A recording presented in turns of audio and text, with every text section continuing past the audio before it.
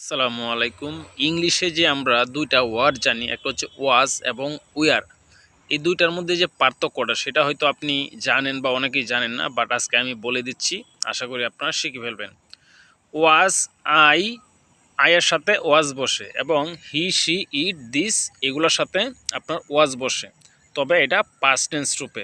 যদি বলি আমি একজন টিচার ছিলাম, তাহলে আই ওয়াজ এ টিচার। তার মানে কি ছিলাম বলতে এটা অতীতের জায়গা। আর যদি প্রেজেন্ট টেন্সে পড়ে তখন আই এম এ টিচার, মানে এম ইজ আর। আমরা যে ৩টা ওয়ার্ড শিখেছিলাম কিছুদিন আগে, এম ইজ আর, এই এম ইজ আর এর পাস্ট টেন্স রূপ হচ্ছে ওয়াজ এবং ওয়ার।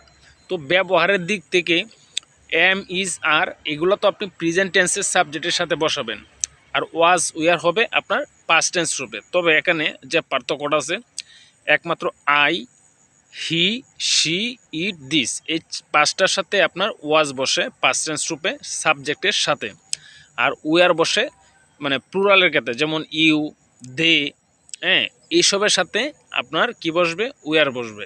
সো আশা করি আপনারা বুঝতে পারছেন যে ওয়াজ এবং উইয়ার এর মধ্যে পার্থক্যটা কি। হ্যাঁ, অতীতকালে যদি আমরা বুঝাইতে যাই তখন কিন্তু এটার উইয়ার বসবে। ধন্যবাদ।